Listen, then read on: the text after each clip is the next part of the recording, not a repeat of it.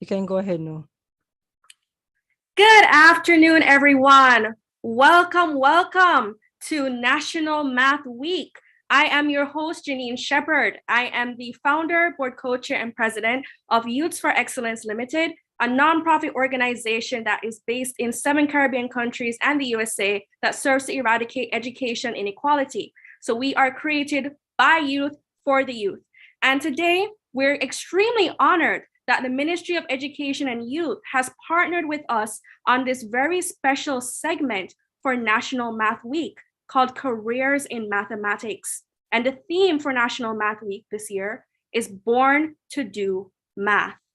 So we have an exciting lineup of panelists here for you this afternoon. But before we get into that, we just want to go ahead and thank several partners for making this afternoon possible. We want to thank the Jamaica Information Service for this afternoon, currently carrying this live broadcast to you. The Ministry of Education and Youth, you'll see that their broadcast goes on their Facebook and YouTube pages. So if you're unable to join the webinar for whatever reason, you can go ahead to the Ministry of Education and Youth Facebook and YouTube pages. And we'd also like to thank our sponsor for this afternoon, who, courtesy of their love for Jamaican youth and trying to give back to Jamaica, they're sponsoring comprehensive health checkups for students who are able to answer questions at the end of this segment. And that sponsor is the Health Surgical Diagnostic and Rehabilitation Center. So we want to thank Dr. Peter Charles and his team for their generous support of this afternoon.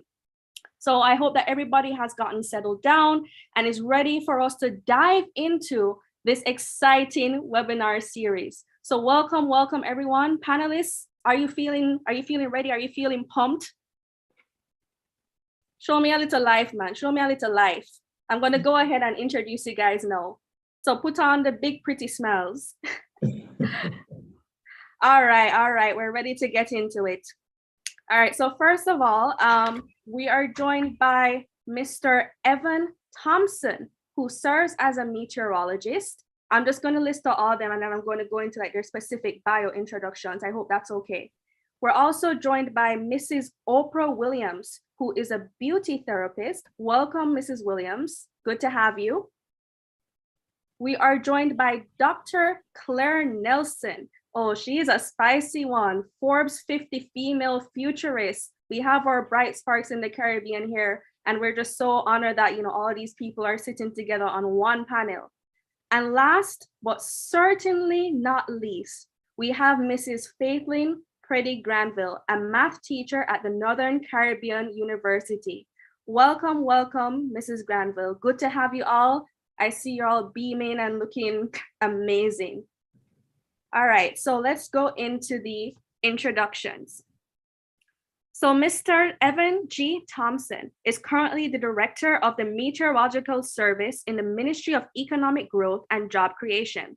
He has been a professional meteorologist for over 30 years after receiving his undergraduate degree from the Cave Hill campus of the University of the West Indies in Barbados. Mr. Thompson was senior broadcast meteorologist on the main local television station's primetime news program for over 17 years and became the head of Jamaica's Meteorological Service in 2016.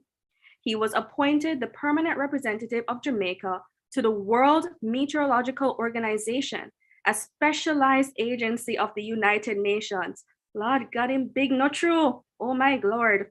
In October 2019, he was elected as the vice president of the body's regional association covering North America, Central America, and the Caribbean, and was later promoted to president of the regional association during the elections in February 2021, where he now sits as the World Meteorological Organization's executive council and represents of the 6 regional presidents on its capacity development panel and on the management group of the World Meteorological Organization Technical Commission for Weather, Climate, Water, and related environmental services and applications.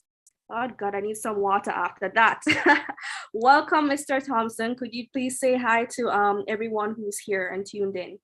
Hello, everyone. Very great to be with you this evening, this afternoon. Thank you, Mr. Thompson. Moving on to the next panelist, I'm going to introduce to you Mrs. Oprah Williams. She is the owner and manager of Property Guided Natural Hair Care and Beauty Salon. She has been in the business of beautifying through the art of hair care for over 10 years and has had the love for hair even longer. Looks like I need just my hairstylist. By profession, she is a beauty therapist whose focus is on the nurturing and grooming of natural hair. Her ideals and belief structures are deeply rooted in the love, adoration, and teachings of God through the salvation of Jesus Christ. She also believes that growing is a calculated risk, which involves being exposed to your fears so that they can be subtracted from your life, which would add value to your future. And as you use the experience gained to face multiple options that may seem to divide your focus from achieving the sum of what you worked for. But she always remembers to acknowledge that all things work together for good to them that love God, to them who are the called according to his purpose. And that is from Romans 8, verse 28. Welcome, a woman of God and an esteemed hairstylist, Mrs. Oprah Williams. Good to have you, Mrs. Williams. Hi, everyone. Good afternoon. Thanks for having me. Thank you so much, Mrs. Williams. Moving on to the very next panelist, we are joined by Dr. Claire Nelson. Are you ready for Dr. Nelson, everybody? Not ready for Dr. Nelson. All right, let's go into Dr. Nelson. Dr. Nelson, can you come on and give them a big, pretty smile for me, please?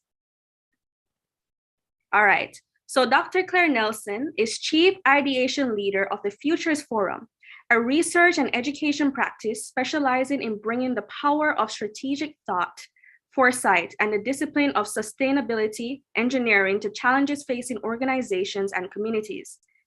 Dr. Nelson, named on Forbes as one of the top 50 female futurists in the world, is author of the game-changing book, Smart Futures for a Flourishing World, a paradigm for advancing global sustainability.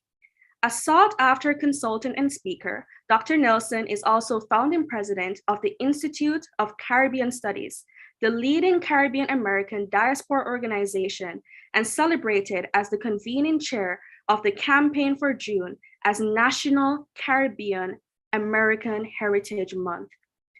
Dr. Nelson, an award-winning writer and storyteller, was the only Black female in her graduating class with a doctorate in engineering management from the George Washington University in 1990. Dr. Nelson was named a White House Champion of Change in 2012. Welcome again, Dr. Claire Nelson. And moving on to the very last panelist for today, last but certainly not least. Are we ready? We don't sound like we're ready. Panelists, are we ready to introduce the last panelist? Give me a little yes, no, man. Yes. All right. Moving on to the last panelist.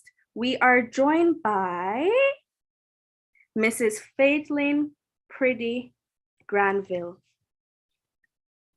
And we are ready to go. Just pulling up her bio really quickly. Okay, so Faithlyn Granville is a mathematics instructor at the Northern Caribbean University. She has worked in that capacity for over 12 years, Lord Jesus, and has received certificates of commendation for outstanding service for 6 years. During this period, she was nominated for the Board of Governors Award for Excellence. She believes people are our most important assets, and so her investment in lives transcends the classroom to her community, where she has been a volunteer mathematics teacher for over 10 years. Now that is dedication.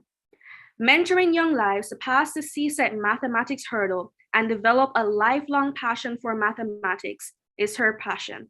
She is always pregnant with expectancy, for it is the breeding ground for miracles. Okay, always pregnant, good to know. Welcome, Mrs. Granville. Good to have you. Thank you so very much for having me. Hi, everyone.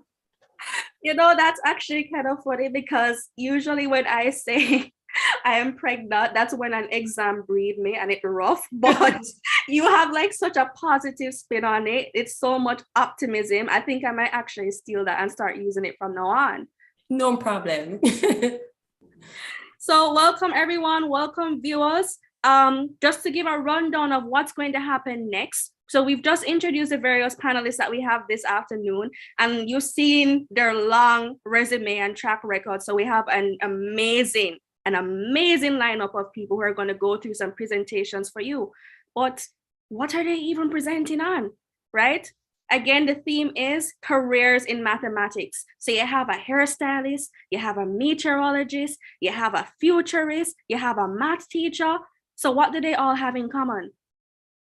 Simple. They all use math in what they do, right? And they're going to show you how that math is important to what they do. Many of you go to class and you hear like, oh, you know what? I don't need math in my future, man. Who knows? Who cares about Pythagoras theorem? We're never using it again, man. We don't need math. They're going to show you otherwise. So our first speaker that we have is Mrs. Oprah Williams. Mrs. Williams, take it away and show us how you use a little maths. Okay. Good afternoon, everyone. As said before, my name is Mrs. Oprah A. Williams, and I'm the owner and manager of Properly Guided Natural Hair Care and Beauty Salon. To get to the point where I'm here, I will start with this statement. Knowing math can make doing what you do easier than know. Like any other industry, knowing and using math can allow your growth in the area to become streamlined to the point where efficiency is a part of the service you provide. The beauty industry is not exempt from this benefit. Once you know how to relate and apply each topic, you'll realize the advantages are far from few. The most common topics I can recall using on a day-to-day basis are topics such as geometry, calculation of currency, fractions, appropriations of time, and set theory. With the understanding that all customers are different and will have specific needs, the use of mathematics becomes a must. To care the natural hair, a great deal of precision has to be observed and maintained. Let's say a customer will be doing a simple braid hairstyle with the added process of protein treatment. Before we even move to the process of starting the braid, we'll have to confirm the area of the client's head, the volume and length of the customer's hair to determine how many packs of braid would be necessary to complete the job. You didn't know that maths was involved in beauty therapists, don't it? Once the amount of braids that are necessary is confirmed and purchased, the appointment would be set based on the amount of time it would take to complete the job. So time is very important, so we can book accordingly so no one gets upset in that area. To apply that treatment, we would have had to consider the volume of the person's hair to measure how appropriate volume and treatment mixture that would conserve the product, provide results to ensure that the correct amount of protein is added to the hair. Same to the track, the volume of water usage. If too much treatment is used, then we would need more water to wash out the treatment, which is turned out to waste water and time. So in close, we can see where math plays a great role in being a beauty therapist. And that's it for me today. Wow, I absolutely love that, Mrs. Williams. You see, it's in your hairstylist job to know math. Want to know why? You got to get your hair braided. You don't want to come out with half a head because you don't buy enough packs of hair, okay? So she needs to know how much packs of hair to put in your head so that your hair can finish. As the doctor does, and over there laughing. No, it's a serious thing, you know. You have to come out of the salon and wrap up your head because you're shame because it's not done do. So you know what? Thank you so much, Mrs. Williams, for showing, the importance of, math. I'm sure that even keeping the cream in your head, you have to understand how long to time it and make sure that the hair don't drop out. But maybe I'm just a little bit, scared about my hair still. But thank you for all that you do with hair care. See my locks here? All this, No problem, hon. all natural. It is? Yes, Yes, ma'am. so only the natural hair, no relaxing, straight natural. Thank you, Mrs. Williams. So we're going to move on to the next presenter, Mrs. Flaitlin Granville. Welcome, welcome. Share with us how you use math in your field. Yours is so obvious, but come on. All right. Hi, everyone. In my capacity as a math instructor at Northern Caribbean University, I have the privilege of impacting numerous students from varying math-intensive career fields, such as computer science, nursing, biology, chemistry, environmental science, business, education, and of course, mathematics and engineering. The many facets of mathematics are not usually highlighted often enough to generate that buzz that we need about mathematics, to highlight how very important it is in our everyday lives. Yet, a lot of these mathematical concepts are in fact the bedrock for most career paths.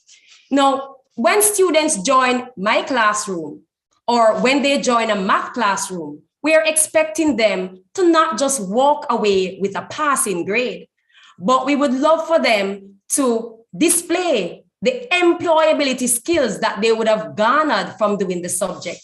And so some of these skills that employers should expect to see in the workplace would be like the accuracy in calculations, collecting, analyzing, and organizing data. We are a data-driven society these days. You expect the students to communicate effectively and accurately. They need to think independently, show off those creative problem-solving skills. But not only that, utilize technology, plan and organize industry tasks in such a very good manner. Also, time management and financial analysis, just to name a few. My dream as a math teacher is that all of us would adopt mathematics as a lifestyle. Get with it. It's a part of our life. It's the language of nature. And once we get into that attitude that math is not as difficult as everybody would want for us to believe, but it's a part of our everyday lifestyle, things will begin to get better. Grades also will be better. Thank you so much. That was so passionate. I love it. I love it. I love it. I love it. Oh my God. Especially when you spoke about us being in a data-driven society. We're literally in the middle of the fourth industrial revolution right now. And I'm sure Dr. Delson could give you a whole speech on that for an hour, but we're behind on that. And the fact that you touched on math being so key for us to catch up in that, because we're already behind, we're lagging. I just found that spot on, chef's kiss. I wouldn't change a thing. All right, so that was Mrs. Granville. Thank you for your, presentation. We're moving on to Mr. Evan Thompson, our meteorologist on this panel. Mr. Thompson, come on and show us what you got. Hi, good afternoon once again, and thank you so much, Janine. I can hardly even decide where to begin here because it's almost like everything we do has to do with math. When we start out as meteorologists, we start as meteorological technicians usually.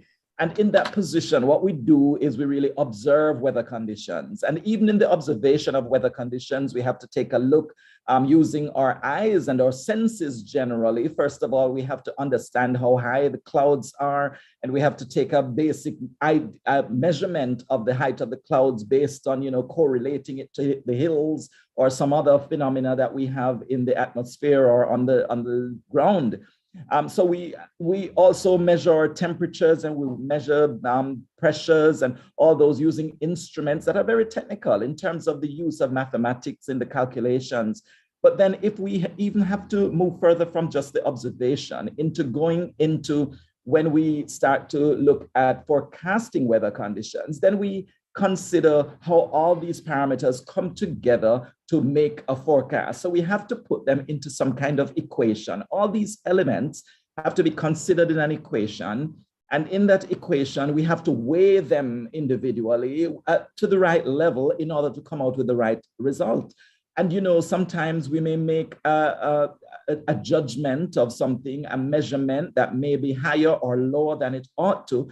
And that could change what our forecast is and therefore make it not as accurate as it ought to be. So it's a use of the mathematics in our calculations that determine the indices that tell us what is likely to occur in the weather. So if we're going to tell you that we're going to have thunderstorms during this afternoon, it is because we have crunched the numbers, crunched the atmospheric parameters into an equation. And out of that comes some indices that gives us whether it is likely to develop into thunderstorm activity or not, depending on how high and where the thresholds are located. So it comes into play with that. But even when we move from the weather side of things into climate, when we talk about climate, now we're talking about the statistics, and where we put all the data into a database and we look at all that information and we determine now what is our regular climate for the area. And out of that, we also make calculations of whether we are above the normal in terms of our temperatures or above the normal in terms of our rainfall. And all that requires as well that we do calculations. We look at the regular, the averages, and then we determine what we experienced today. Was it higher than what we consider to be our average? So are we having higher than normal weather conditions, whether it's temperature or rainfall or whatever?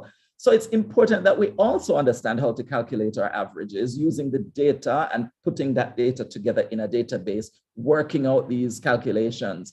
And then if we apply it to our various sectors, we also have to understand what it is that they require. Do they look now at how do we go into engineering and develop and build the right kind of drainage, for example, to deal with the rainfall we're experiencing? So we look at what is the norm over a period of maybe 20 years. If this is what we expect in every 20 years, then we build with those specifications. It might be a 100-year storm that we're planning for. And so we need to know the averages over a longer period. So you see, maths kind of comes in at every level and every aspect of our work, from observation through forecasting, through applications of meteorology. And even when we call our driver and he needs to take us from one place to the next, he needs to know the distances. So the maths comes in even from that grassroots level. So it's really all around us and in all the work that we do in meteorology.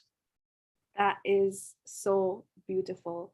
Can you imagine if you don't check the weather and then the place starts, pour rain and your house just wash away?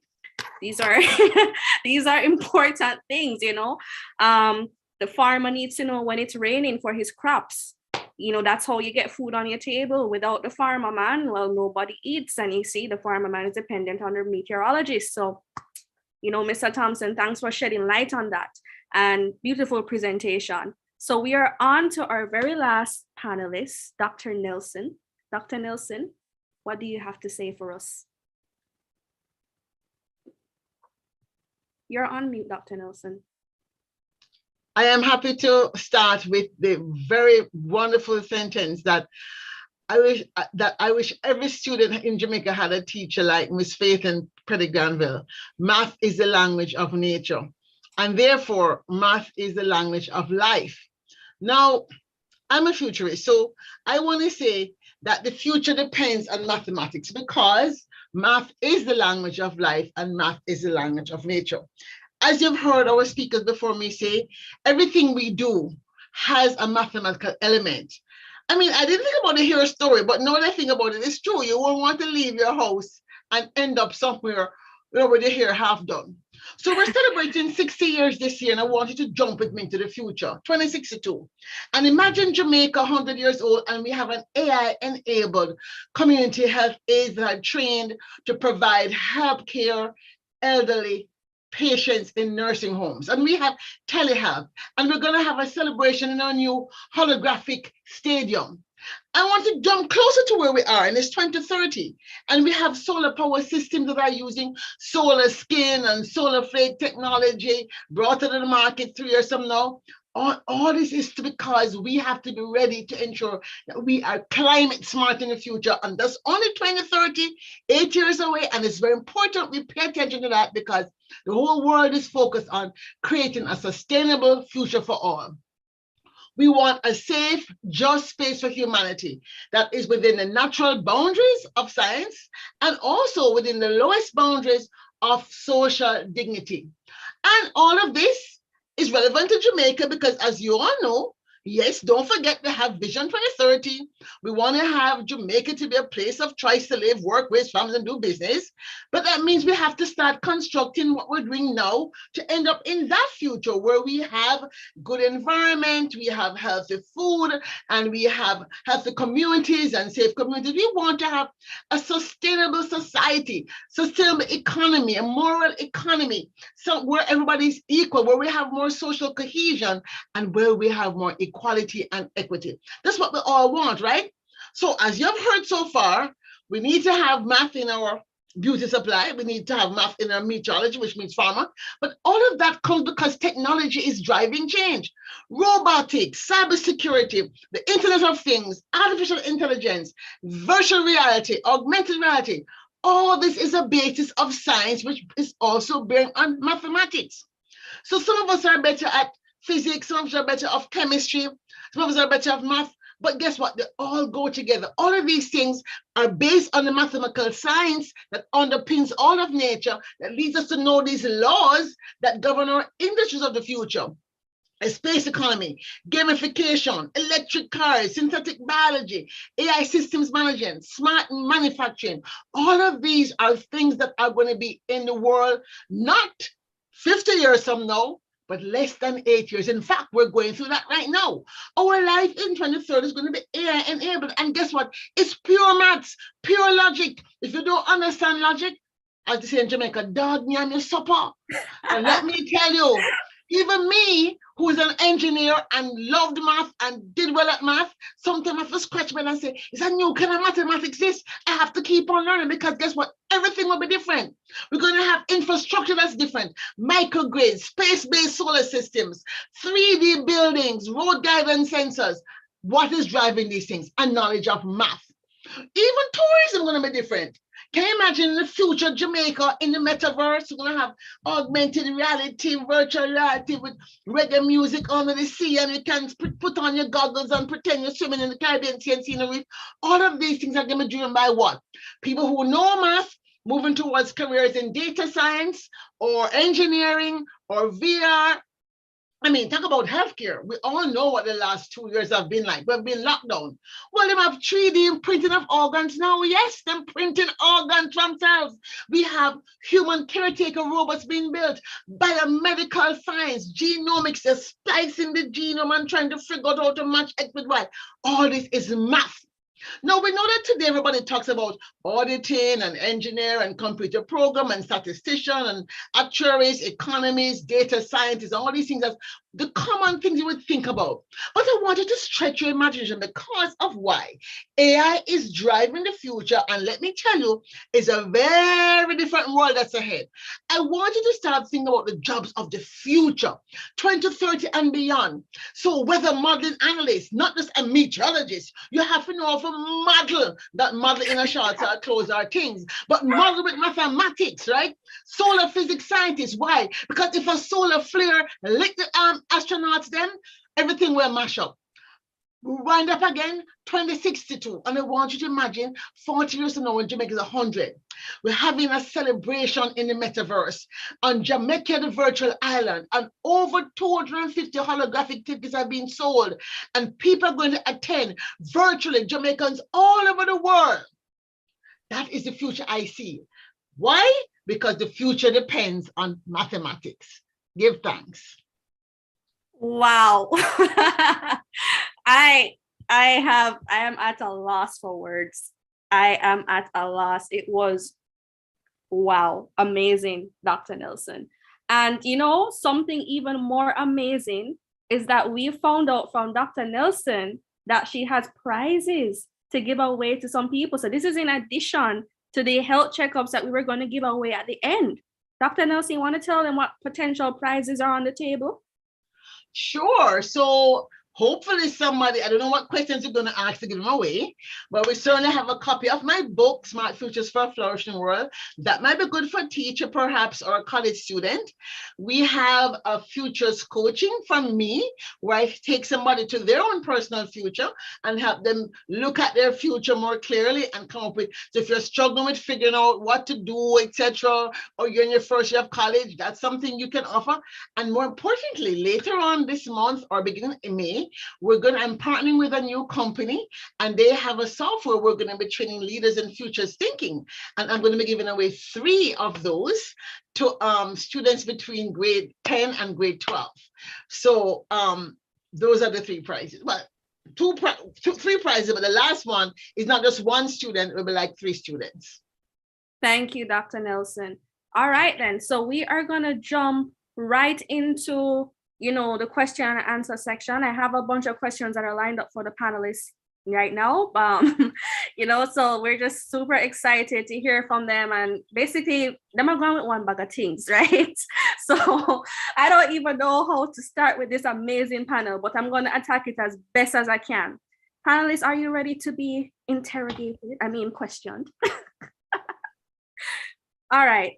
So the first question is going to go out to all the different panelists, right? Specifically, I want to start with Evan and then move to Oprah and then Claire, right? That's the order. And it's the same question. Share a story of what happened when you failed to get the math right in your field. Did you just step out and realize that you're in a thunderstorm, Evan, and you never the plan for it, and you say, right, say shots now, where no? No, not so much a story, but I mentioned earlier while I was speaking, sometimes we may miscalculate because of how much weighting we put on certain things. And sometimes things change, our weather changes and some aspect will change. And when one element changes and it becomes more weighty in an equation, all of a sudden, everything changes. The whole forecast is wrong. So sometimes I without any water in my eye, I can say that sometimes the forecast is not totally accurate. We may have some times when it really does fall short of what we had exactly predicted. And that is because one parameter in a slew of parameters changes its character, and the calculation has to be redone. And therefore, the entire forecast changes. So you might go out into what we would think we would have slight rain in a certain area, and then you walk through a deluge. So it's a huge kind of egg on our faces sometimes, and it is not really understood that sometimes it is just one simple element that can change an entire story from beginning to end. So not so much a story here, but I can tell you that sometimes it's important to pay attention to details because they can make a huge difference in calculations. Thank you, Mr. Thompson, for sharing that, and, he took so much humility in saying that he doesn't always get it right, So that is very keen for you to share. I think that's maybe advice even some of our listeners can take away from that someone so established in their fields, my God, the man run everything in a meteorology and he can sit here and admit that, he's not perfect. So I appreciate that insight. So moving on to the next panelist, same question. Tell me, when you failed to get the math right, what happened? Right. So I remember doing this particular style. The style name is individual crochet. So how it works is that I allow the client to purchase 4 packs of hair, and 21 strands come in each pack. So she has 4 packs, so that's like 84. So I have to ensure that 84 plaits is on her head. But I think I got a little distracted, and rather than having 84 plaits in her head, she had 94 plaits in her head. So that was way over the amount of hair that she has. So what I had to do was I had to ensure that I pull out some of the plaits to ensure that I still get the 84. So it was basically equal to everything that I had. So, basic calculations, as Evan just said, it's very, very important, because if you don't basically do the right proportion, we may come into bankruptcy at some point in time. So yeah, that was my experience with it. Thank you, Mrs. Williams. What about you, Claire? Dr. Nelson? I really can't say that I've had an error that has caused any challenges. In my past, I can see that right now what I'm working on, I'm concerned about not having any errors. We are going to be doing a project on 4 universities around the world, 5 universities around the world. It's a preliminary science research project, and actually Northern Caribbean University is a partner, so I'm really happy to see NCU here. It's looking at solar energy in space, basic research for solar energy in space.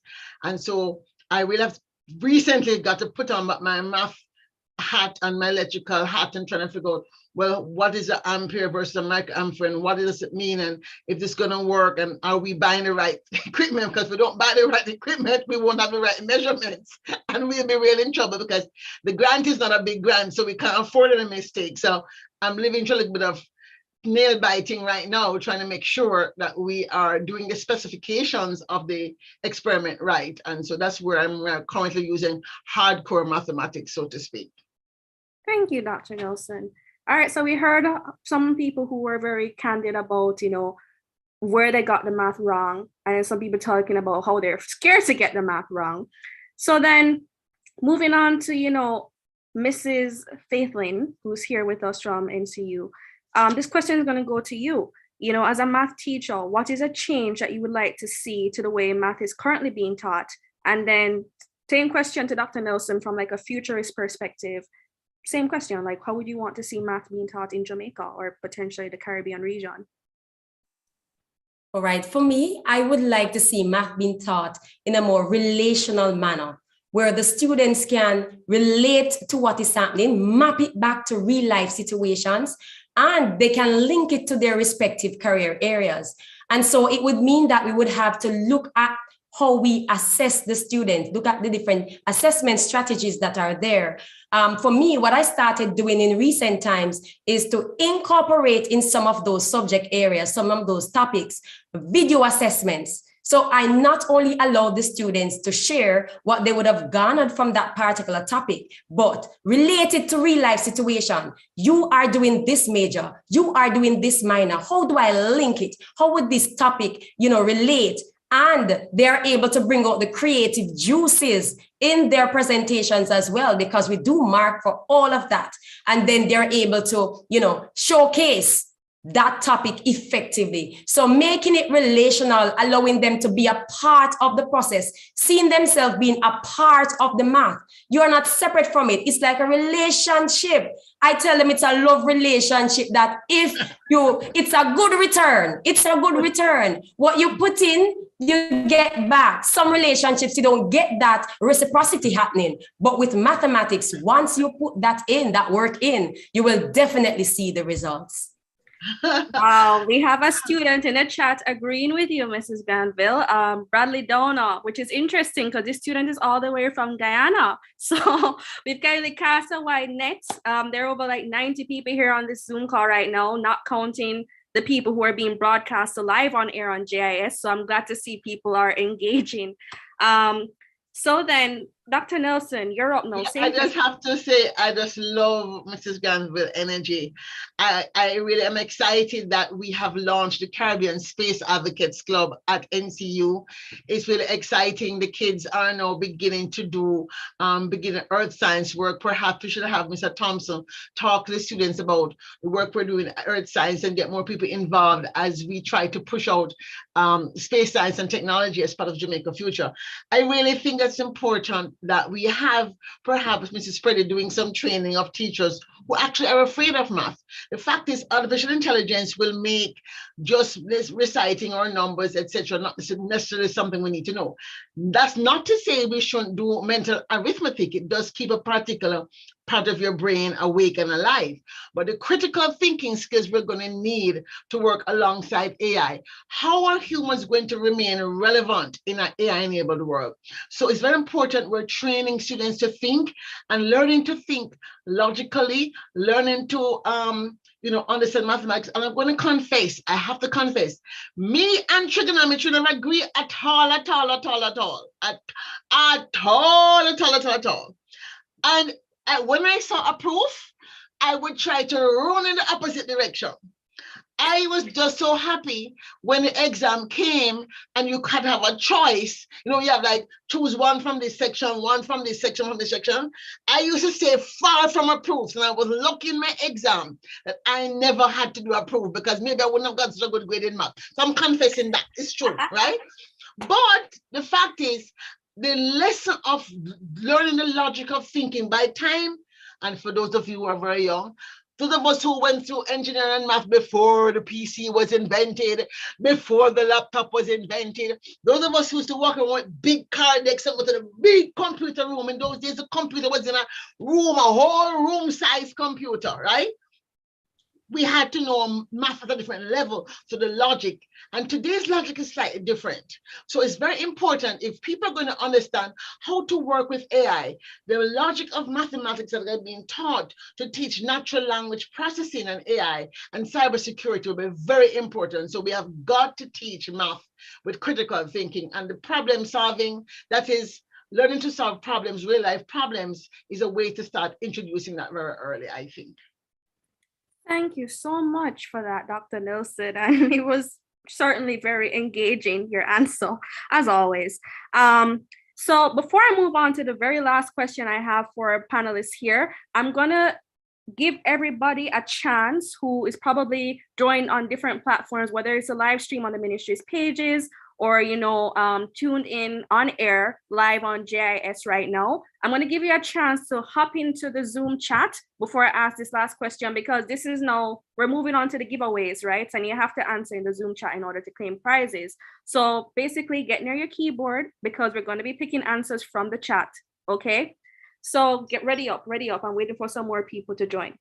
All right, moving on to the last question. This is going to go for all panelists. I want to know what advice you would give to all the young people who are tuned in right now, listening to you, who want to join your field. So we're going to go in the order of, let's start with Mrs. Granville, and then we move to Mr. Thompson, Mrs. Williams, and then Dr. Nelson.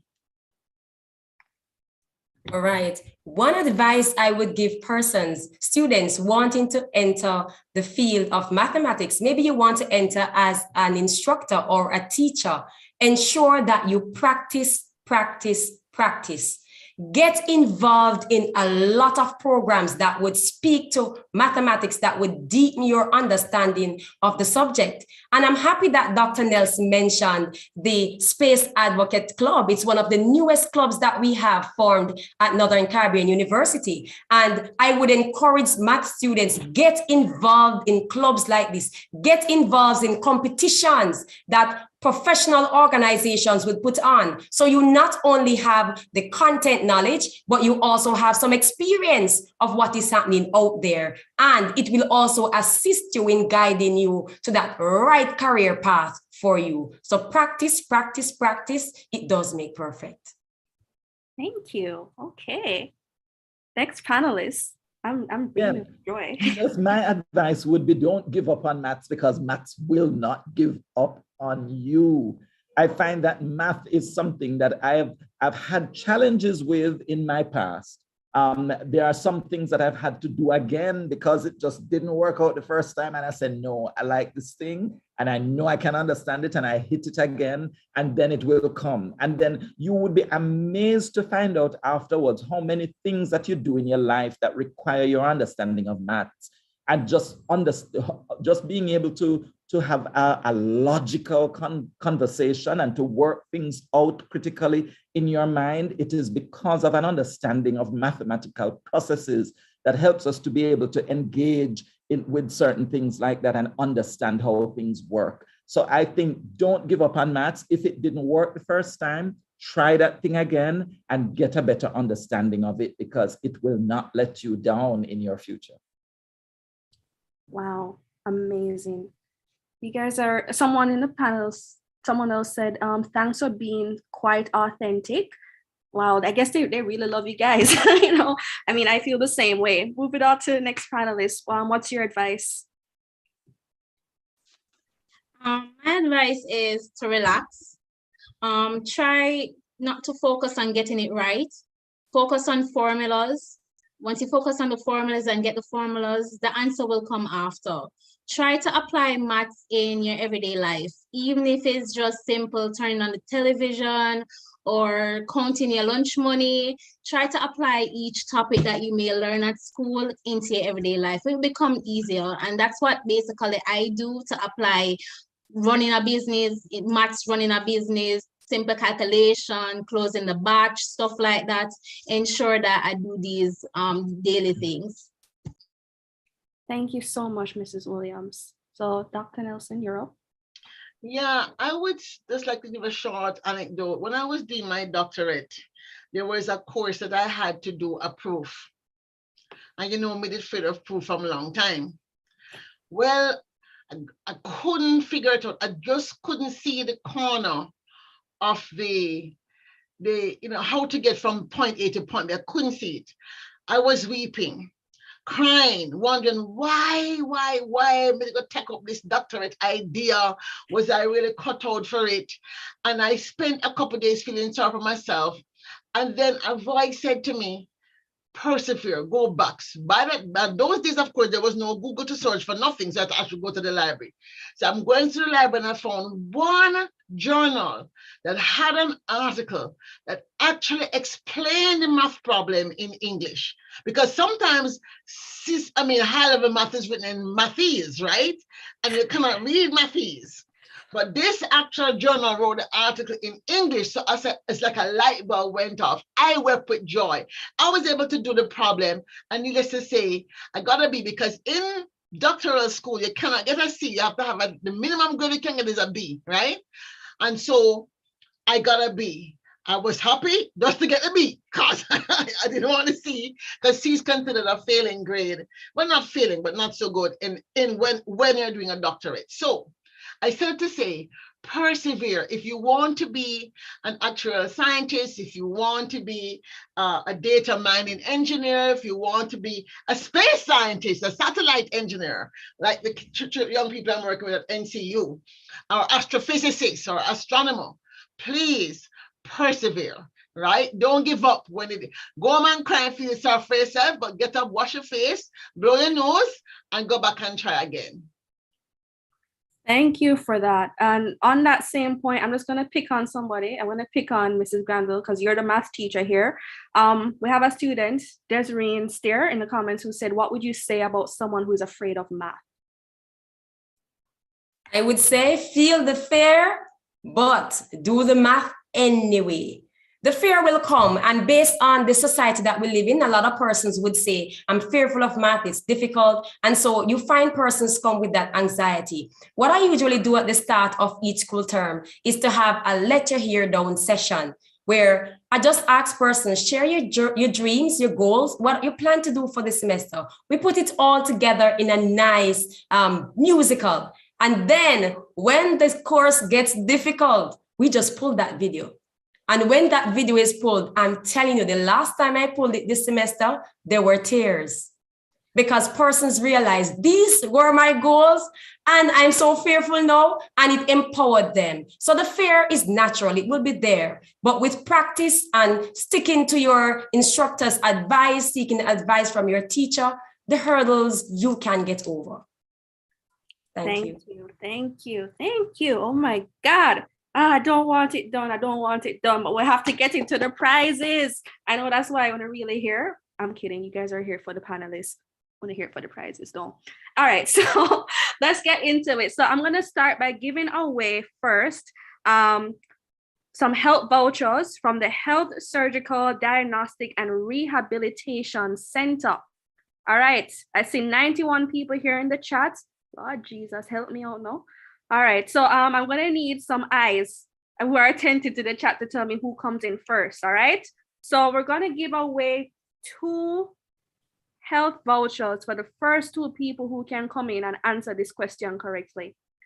Hello, must somebody raise their hand in the chat already? I don't ask the question yet. Hold on, ma. Hold on. Don't ask yet. All right. The first question is, are you ready? See, 92 people now getting tense. First question. What is the theme for National Math Week this year? Type it in the chat. It has to be public. I have to be able to see it. Oh, look, the messages are coming in. I see an answer from Kimani Bonware and Kashika Grant. Congratulations, the two of you are the winner. The theme for this year is Born to Do Math. So if you could go ahead and send me a message with your email address so that we may follow up with you and contact you, subsequent to this event, that would be great. So if you already won a prize, please take away yourself. We want to make sure other people have a chance to win something. I now see 94 people here. Looks like the word is spreading. All right, then. So moving on to the next question. I have a few more vouchers to give away. All right. Are we ready? Next year, keep 97 people. All right. What does YFE stand for? What does YFE stand for? The letters YFE. What does it stand for? If you guys were paying attention, I see an answer from Amoya Lee Griffiths, not saying if it's right or not. See an answer from Bradley Downer. Okay. Anybody else? Tamika Gordon. All right. So the correct answers go to Amoya Lee and Bradley Downer. They were the first ones to answer correctly. My NGO, my baby, Youths for Excellence. Yes, wanna listening. I see wanna listening. All right. So again, same process. Message me with your email address so that I can actually have it, or drop it in the chat. All right then. So that is it for now for the help vouchers. We are moving on to another prize. Are we ready? So this one now, hopefully, do we have any teachers in the chat? Can you identify yourselves? Any teachers around? Any teachers around? I see the numbers climbing. Oh my Lord. All right, teachers in the chat. Let's see.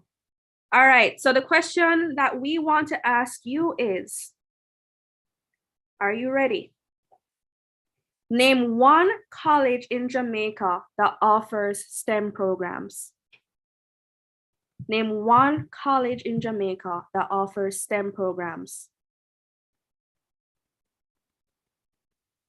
All right. Oh, my Lord, they are coming in fast. All right.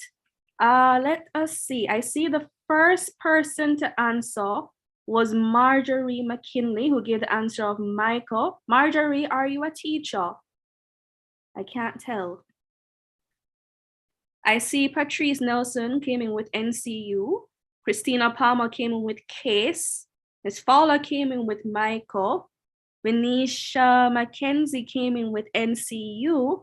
Dr. Nelson, how would you want this to go? It has to be the first person was Marjorie McKinley. I guess I have to give NCU anyway because I'm a partner of NCU. My Space Advocates Club, they were the first person to believe in my dream. So I'm now in love with NCU. So I'm gonna go two. One to Marjorie McKinley and one to Patrice Nelson. Plus you have my last name. What am I gonna do? All right. We are now up to 100 people in the chat, and we have given away 2 copies of Dr. Nelson's book. She's feeling really generous, Look at her. But you know what? I'm going to go ahead and give one to Case. Do you know why? Because I have them up. And the Lord is going to bless me for letting go of it, because now I'm going to have at least one friend in Case. So next time I want to do an agriculture thing, I will have no problems. Come and go, call Christina Palmer. So I'm going to shift from 1 book to 3 books. Michael and Susie Case, the first 3. All right, please remember to shoot us a message so that we actually have your contact details. So it went from 1 book to 3. Thank you, Dr. Nelson, for that. All right, so the next question that I want you guys to prepare for is, are we ready? All right, who is the founder of the Institute of Caribbean Studies? Who is the founder of the Institute of Caribbean Studies? I'm gonna take on a time now. Open a Google and run pan. Hello. I'm waiting. Tick tock, tick tock, tick tock. Alex Tolo has given an answer. I also see Bradley. Bradley, come out of the chat. You done win something already. I see Tamika Gordon. Who was the first person who was correct? Anybody has eyes and ears on the chat? Doctor is Alex Toller, I think. Yes, Alex Toller was correct first. Bradley, I'm not looking at you, Bradley. All right. Bradley doesn't count. No, he already got. Bradley, you have me already. You have me already. Anytime you want me to do it for you, you have me already. You don't need to win a prize. I'm in your life already. You know. So I just like Bradley. Shoo. I'm kidding. Love Bradley. All right. So what does Tolo win? Alex Tolo. What do you feel like giving Tolo? It's a coaching session. A coaching session, futures coaching. So personal futures, where we actually spend some time having them excavate their vision of themselves. Looking at the world around them, and basically something I did as a futurist. We have with organizations, institutions, countries, and individuals. And I should announce that I'll be partnering with YFE to do a session for 60 young people in Jamaica for Jamaica's 60th anniversary. We're working on that now. So some of you who may want to attend, it's going to be serious business. You may want to stay in touch with YFE. We're going to be inviting 60 young people from around the country, young adults, to do a course in futures thinking for Jamaica. Imagine Jamaica 2030 is the name of the course. So, but Alex will have a personal session. It will be more like 3 sessions of about an hour each. Alex is big like, you have a Forbes 50 futurists in the world sitting down with you one, giving you all this attention and mentorship. Don't take it for granted. Like, that's a big deal. It's a big deal. All right, then. So we're moving on to the very last question. And this one now, I want to see who can raise their hand first, right? But no, don't raise it yet. Don't raise it yet until I ask the question. But no one is slick, All right. This next question, this final question is, I want to hear from you. What is your vision of the future that you would love to see for mathematics as a student? All right, I see 4. Lord God, 10 and up already. All right. Oh Lord, can someone help me identify who raised their hand first? Jesus, Father. All right. There's quite a lot here. I think you better have them write it because. Yeah, I think writing it might be best. All right, keyboard warriors, get at it in the chat. First person, let me hear you. Kame Johnson Burrell said Ariel Han was first. Let me hear from Ariel. Ariel, could you share in the chat what your answer would have been, please? Let me see. Ariel. I can't really find. Oh, there we go. Ariel, you've now been allowed to speak. Are you with us, Ariel? Could you unmute and share your vision? Go ahead, don't be shy, we don't bite.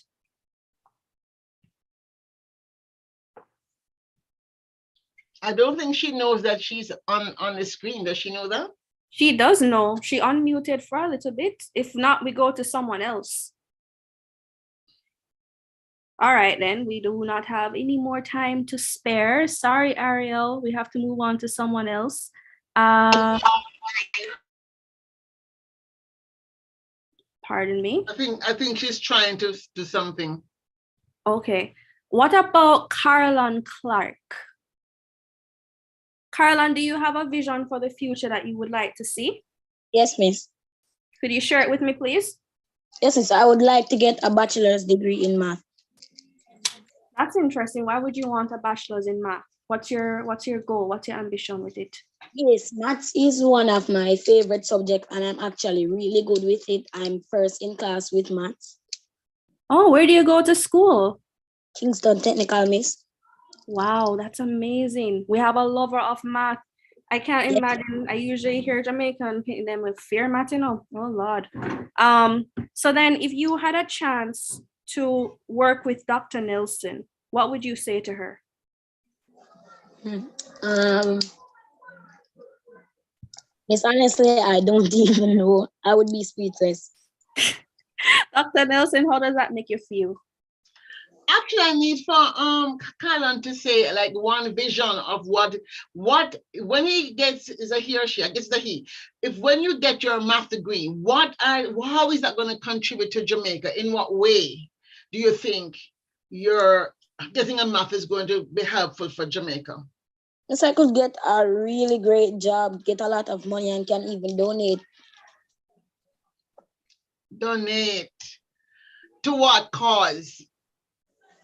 Miss, to my school because of what they have been doing to me. Ah, you want to give back to your school. Okay. Okay. It's a good value to have. I appreciate that. You know, one answer that I also found interesting came from Jody and Nebland. I hope I got the name correct, but Jody Nemard, right. Jody, would you want to share your vision with me? I saw that you shared something that was quite interesting in the chat. I want to hear more about it as well. Don't be shy. She shared in the chat that my vision of math, oh, apologies. I would love to see mathematics come to life, not just pen and paper, but making it very practical, using manipulatives to bring across concepts, especially those that are challenging, and the addition of technology in math. What do you feel about that, Dr. Nelson?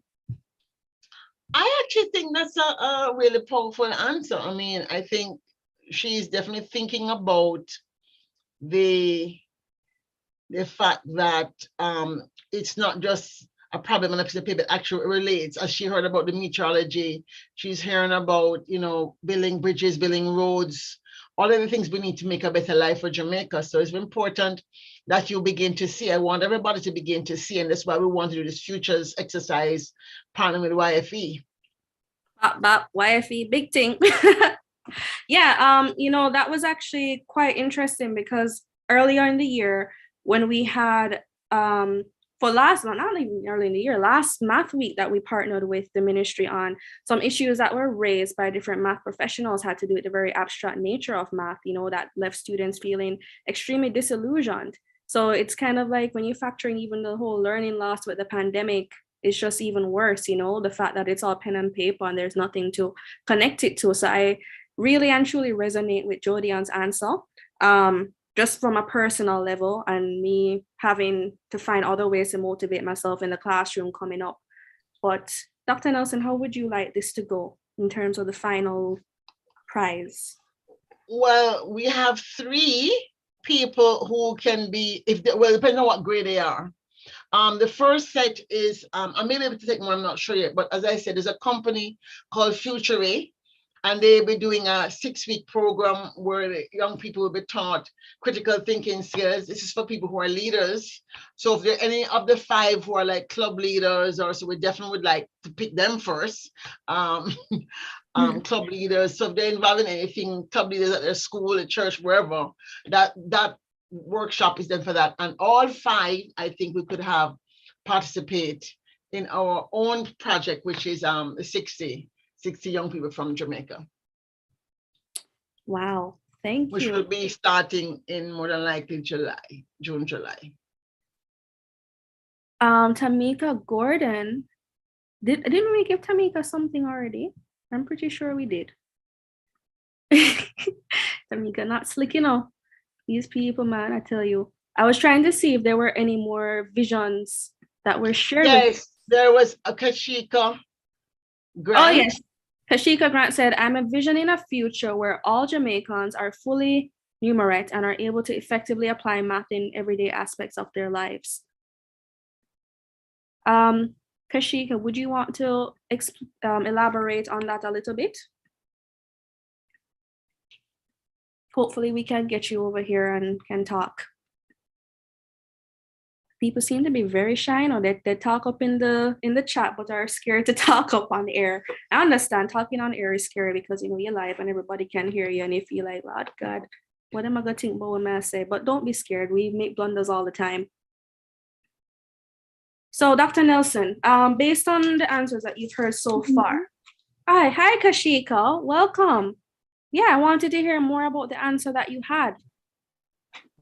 Miss, as it is now, people are shying away from math, Miss. I want it to be so that they're comfortable and see how it affects their everyday life, Miss. Because a lot of students, Miss, especially me, I'm in the 8th grade at the St. Mary High School.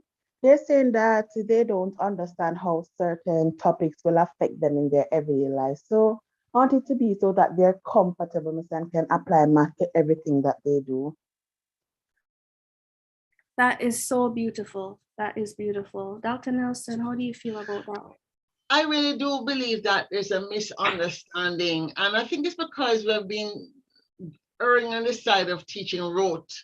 And I think with today, when everything is so much at your fingertips, back in our days, we actually need to remember 2 + 2 = 4, etc. But as Ms. Granville said that, math is in nature. Everything, the language of nature is mathematics. The challenge is that humans are now creating intelligence which can calculate faster than we can. So the question is, how are we going to ramp up our ability to still be human, fully human?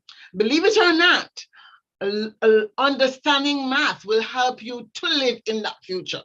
In other words, you'll be worse off in the future if you don't know math than you are now. Whereas now you can get by with not understanding math.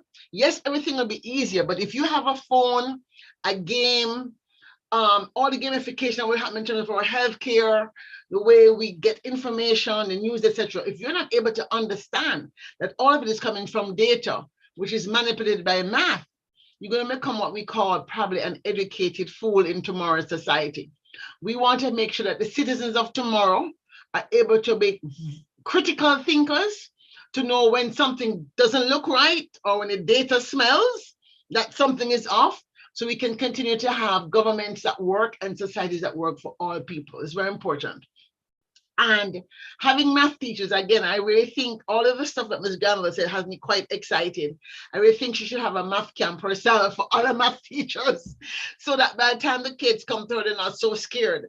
She might be able to, she probably should have a workshop with Michael and Case and all these other schools and kind of help them to really learn new ways of getting the message across that math can be fun, math is magical, and I really hope that maybe I can support NCU in this process of kind of codifying your approach to teaching math to see if we can get it really spread. I was really excited. You had made a musical thing out of math at the beginning, so you could play it when they get discouraged. That is beautiful. Really excited about that.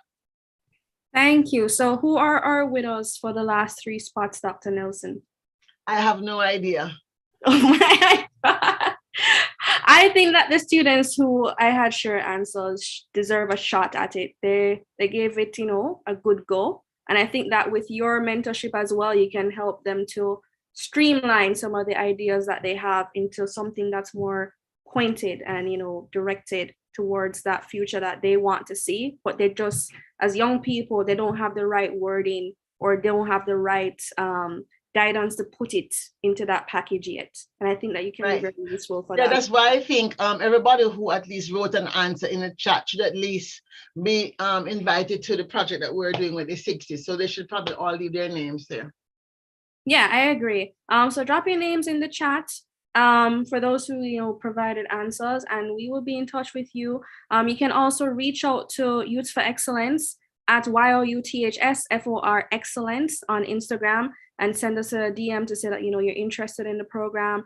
You can also send us an email to info@youthforexcellence.org or visit our website www.youthforexcellence.org and stay in touch with us to see how you can be a part of this exciting project that will be coming up that we have with Dr. Nelson and other projects that we potentially have going on with the Ministry of Education and Youth. That's where you'll find it out first. So yeah, I think we had a very productive conversation, and it was good to hear from all these amazing panelists. Like I said, we had hairstylists, we had meteorologists, we had math teachers, we had futurists, even people who just tried to put us out into space. I know I'm not talking about Elon Musk, but we have our local Elon Musk who's trying to do the same thing and give us access to opportunities. So I think this afternoon was quite interesting, to say the least. And with that being said, I'm going to go ahead and begin to close off this program. So once again, we thank everybody who has been able to tune in, whether live on the Jamaica Information Service. We thank them for their support of this initiative and, supporting this initiative that was put together by, Government of Jamaica, aka Ministry of Education and Youth.